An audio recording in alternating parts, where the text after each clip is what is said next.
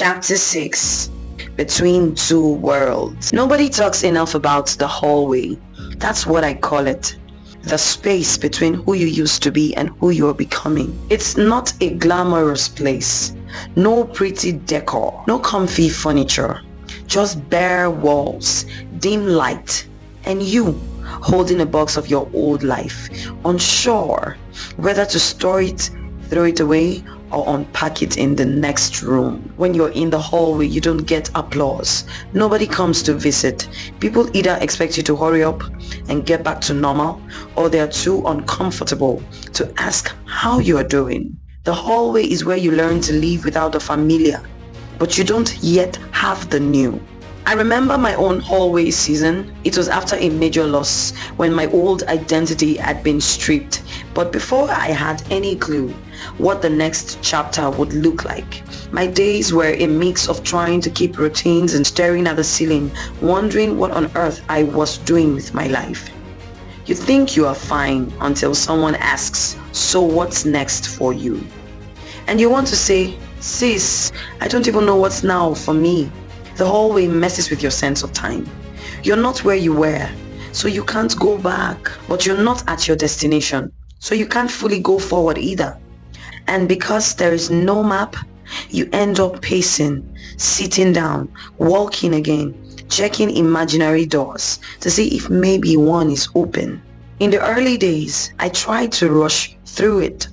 I packed my schedule, said yes to things I wasn't ready for, tried to grab onto any identity that felt solid enough to hold me. But every rushed attempt backfired. It was like trying to bake bread with oven door open.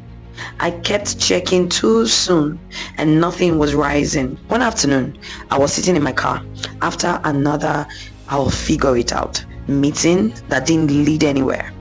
My hands were gripping the steering wheel so tight my knuckles were white. And I heard it, not audibly, but deep in my spirit. Stop trying to escape the hallway. Learn from it. It hit me. Maybe the hallway wasn't punishment. Maybe it was preparation. So I stopped trying to sprint. I started pacing myself. I let mornings be quiet without forcing productivity.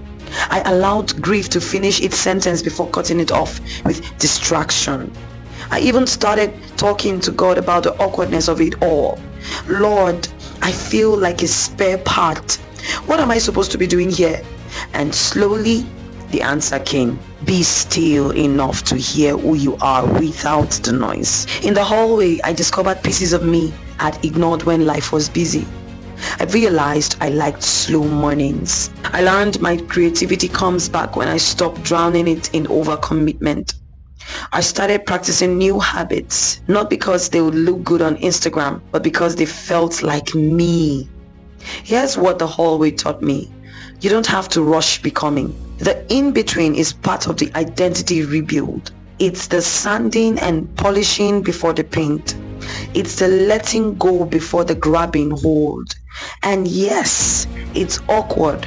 It's also sacred.